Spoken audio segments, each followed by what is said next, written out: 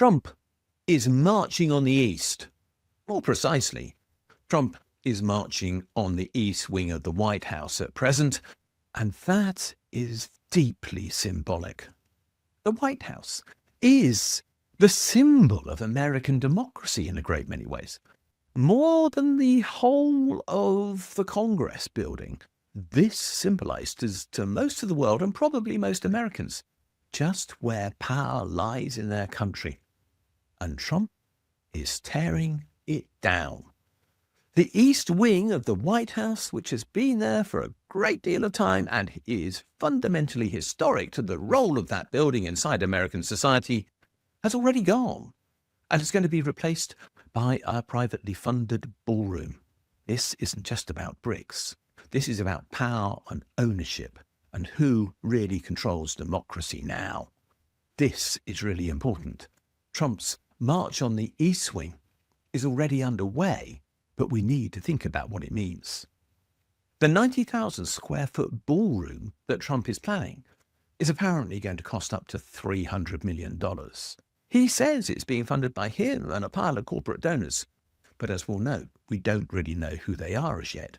And quite critically, Trump has started work on this project before any of the approvals that are required for the existing East Wing to be demolished have been put in place.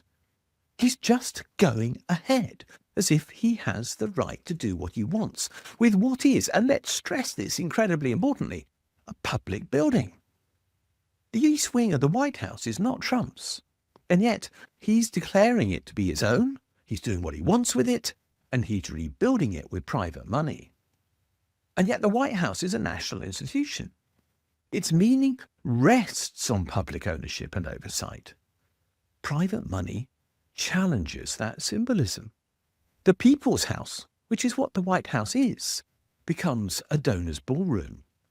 Power is moving from citizens to funders, as it already has in a great deal of US politics, of course. And who are these donors? We don't know. There is no full list as yet. There are reports that the list might include Lockheed, Amazon and Palantir. But I'll be clear, we can't be sure because nobody's stepping up and saying so. And therefore there's a lack of democratic accountability in this whole process that is going on. And oversight agencies whose job it is to make sure that buildings like the White House are maintained for public benefit have been totally sidestepped or ignored. Transparency has been replaced by private arrangements. The rule of money has displaced the rule of law. Now, Trump calls this renewal, but it isn't, of course. It's theatre. This is about the politics of spectacle.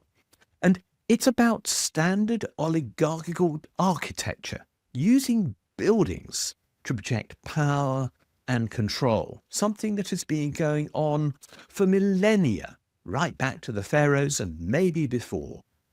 It's about private wealth funding supposed political legitimacy, which may be built on decidedly hollow foundations. This is a supposedly grand building, masking hollowed-out democracy. When leaders build palaces, citizens lose voices. And let's follow the money, because philanthropy is very rarely free. Big checks buy access, and they buy expectation. What's the expectation? Of tax breaks, of contracts, of favours, of real returns. And we all know that American legislation is riddled with what are called pork barrel clauses, which provide those who sponsor presidential favours with returns on their investment. We don't know that the ballroom has become a lobbying hall, but let's be clear. The fact that it's being funded by private investment in public power makes it look that this is the inevitable outcome. And the consequences for democracy are significant. A precedent once set is hard to reverse. Future presidents could now do the same thing. There's nothing that's going to stop them trampling all over the White House to do their own fancy projects, claiming that they want to leave their own legacy for the future as well. Institutions are being turned into corporate projects and vanity symbols for presidents who might go down in history as complete failures. Public symbols are losing their legitimacy and meaning as a consequence, and democracy is starting to look like It's renting out its own identity. This is the state being eroded brick by brick. Money is replacing mandates as the source of power, and globally, the same story is being repeated. So what must happen now? We need to know who every donor to this project is and what contracts they're getting as a consequence. We should be demanding, well, I can't, but anybody watching this in the USA can, demand independent oversight for all state buildings. There should be a ban on the private funding of national residences, and not just in the USA, elsewhere as well. We don't want us sponsored by over the door of number 10 Downing Street, for example. We have to protect the public ownership of the symbols of state.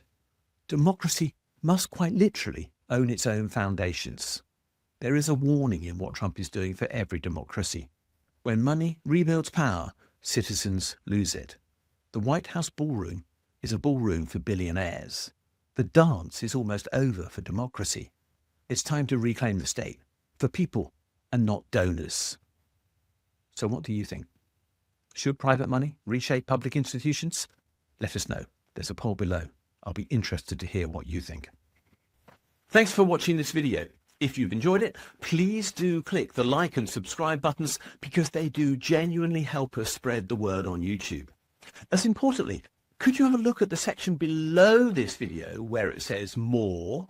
And there you'll find a link to my blog. And if you follow that for the specific link to the blog entry related to this video, you'll find a transcript of this video and lots of other related material, plus a ChatGPT prompt that you could use to write a letter to your MP on the contents of this video, which will turn you into a campaigner, which will be a great thing to do.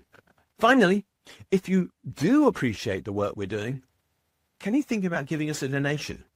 If you'd like to do so, there's a link below, or you can find one on my blog where there's a Ko-fi button saying, please buy me a coffee.